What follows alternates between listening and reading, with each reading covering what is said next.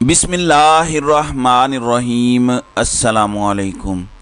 नाज़रीन कराम, नई वीडियो में आपको खुश आमदीद कहते हैं। कोई भी और बात करने से पहले मैं आपको बता दूं कि कल इमरान खान ने अमेरिका में डॉक्टर्स से खिताब करते हुए बताया है कि उनको पीर से लेकर जुमे के दरमियान गिरफ़्तार किया जाएगा। ये ख़ुद इमरान खान ने कहा है, उनको ये ख़बर मिली है और ट्विटर पे वो टाउट जो हर खबर पहले लीक करता है उसने भी कहा है कि गिरफ्तारी ठहर चुकी है, गिरफ्तार तो अब कर लिया जाएगा।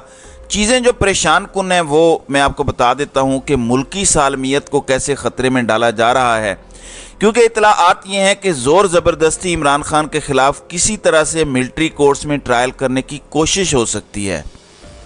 गो अभी ये बात समझ नहीं आती कि क्यों इस पर बजीद हैं, क्योंकि पिछले दिनों खबर आई थी कि अब इंसदाद दहशतगर्दी की अदालत में केस चलाया जाएगा।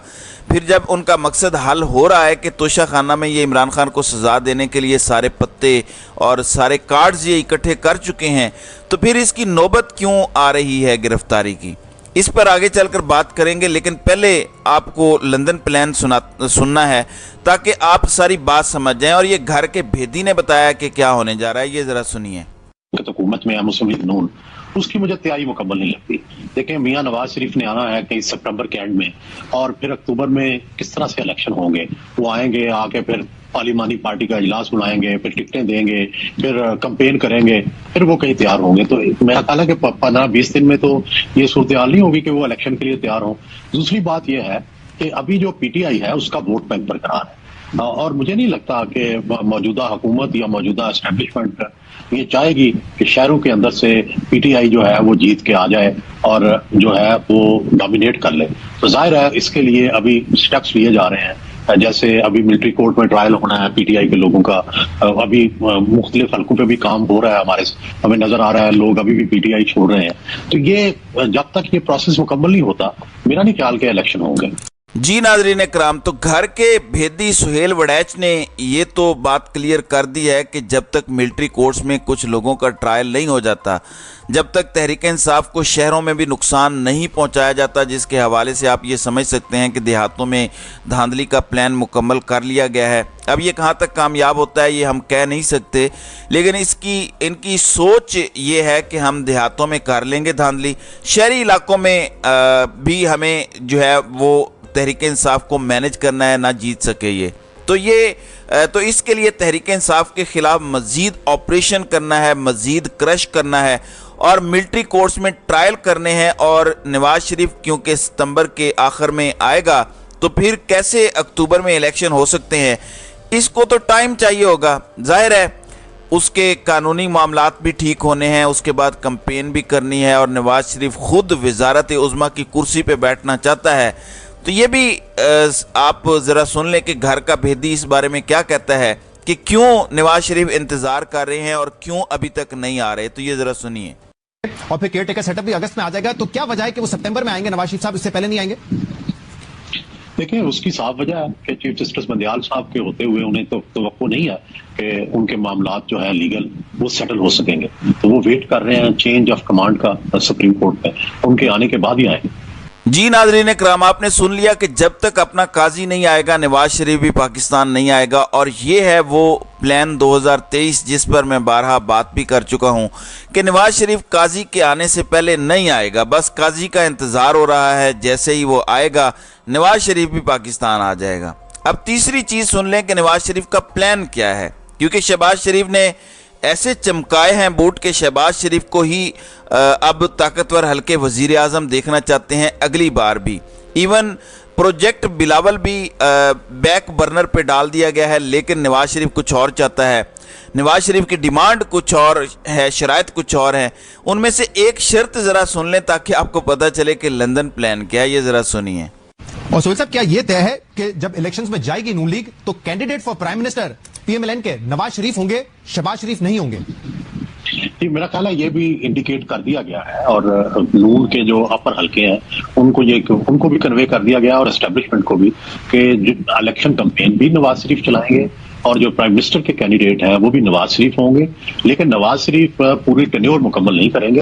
وہ کچھ عرصہ اب ونڈیکیٹ کر کے اپنے آپ کو وہ سمجھتے ہیں کہ میں ونڈیکیٹ ہونا چاہتا ہوں، مجھے ڈسگریس سے ہٹایا گیا، میرے ساتھ زیادتی کی گئی، مجھے دوبارہ اس عہدے پہ بحال ہونا ہے. اس کے بعد کچھ عرصے کے بعد وہ میرا خیال ہے اپنی سیٹ جو ہے وہ خالی کر دیں گے اور دوبارہ شہباز شریف کو دے دیں گے. اور شاید یہ بھی نون کے حلقے یہ چاہ رہے ہیں کہ مریم نواز شریف جو ہے وہ چیف منسٹر پنجاب کا جو عہدہ ہے اس کے لیے وہ کینڈیڈیٹ ہو.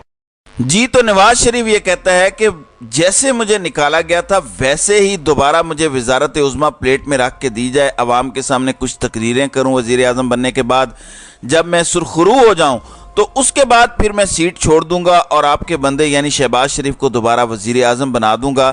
تو یہ ہے سارا لندن پلان جو آپ کے سامنے گھر کے بھیدی نے بتا دیا ہے. اور یہ عمران خان کہتے تھے کہ اسی لندن پلان کو فیسیلیٹیٹ کرنے کے لیے انہیں رستے سے ہٹایا جا رہا ہے، کیونکہ عمران خان اگر ریس میں بھاگتے ہیں تو نواز شریف جیسے 100 بھی آ جائیں ہر حلقے سے، ایون نواز شریف خود بھی الیکشن لڑ لے تو نواز شریف نہیں جیت سکتا. Peoples Party, Noon League, J U I, A N P, B N P, BAP اور یہ ساری پارٹیاں آپ ملا لیں، یہ سارے مل کے بھی عمران خان کا مقابلہ نہیں کر سکتے. تو اس لیے عمران خان کو گرفتار کرنا ضروری ہے، اس لیے نااہل کرنا ضروری ہے، اس لیے سزا دینا ضروری ہے. پھر ایک اور چیز، گرفتار ہوگا تب بھی ایونچولی لوگوں کو ملنے دینا پڑے گا. جو مل کے آئیں گے وہ باہر بتائیں گے کہ عمران خان نے کیا بات کی ہے، پھر اسٹیبلشمنٹ کو رگڑا لگے گا. تو یہ سلسلہ چلتا رہے گا. اس لیے میں آپ کو بار بار کہتا ہوں کہ کہیں نہ کہیں ان کے دماغ میں بھٹو ماڈل ہے. ان کے دماغ میں یہ ہے کہ عمران خان جیل میں بھی ہمارے لیے خطرناک ہوگا، کیونکہ ایک سابق وزیر اعظم کو ہم کیسے کنوکٹ کرنے کے بعد روکیں گے کہ وہ کسی سے نہ ملے. تو یہ مشکل ہو جائے گا. ایون انٹرنیشنلی دباؤ آنا شروع ہو جائے گا کہ یہ آپ کیسے کر سکتے ہیں، یہ تو بنیادی انسانی حقوق کے خلاف ہے. اب اس چیز کو کاؤنٹر کرنے کے لیے ایک اور بھی انہوں نے سوچ رکھی ہے کہ عمران خان کو جیل میں ڈالنا ہے تو عمران خان کی اہلیہ اور عمران خان کی بہنوں کو بھی سنگین مقدمات میں پھنسایا جائے.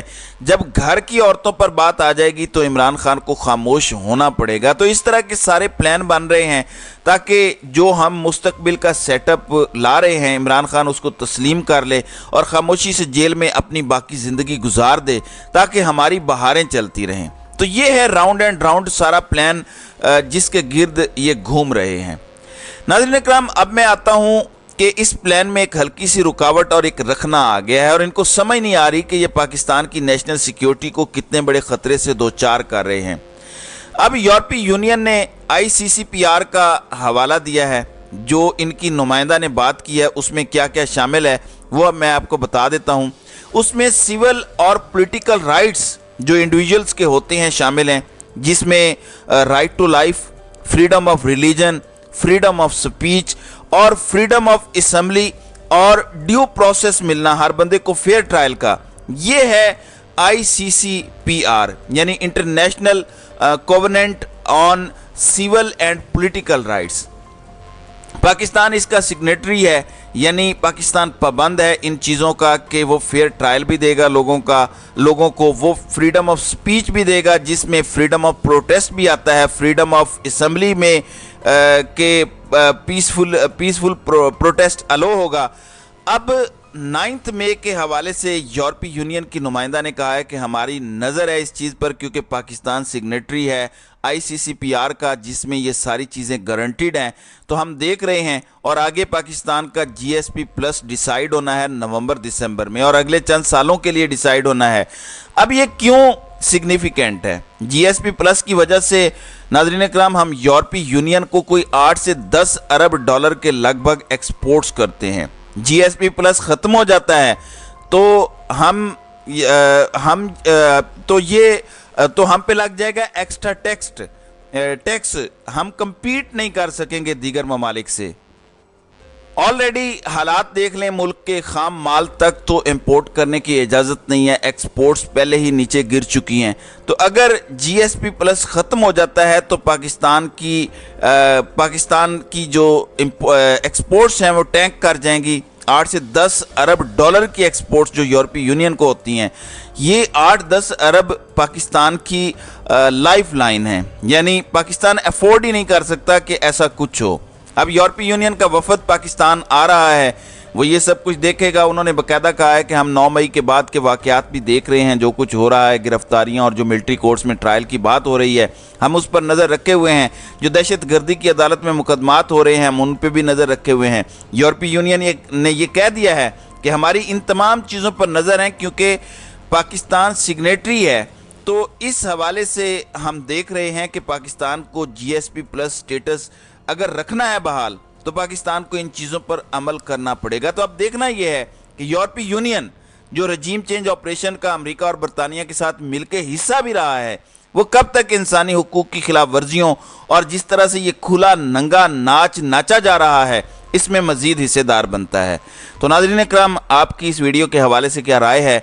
आप अपनी राय का इजहार कमेंट सेक्शन में ज़रूर कीजिएगा।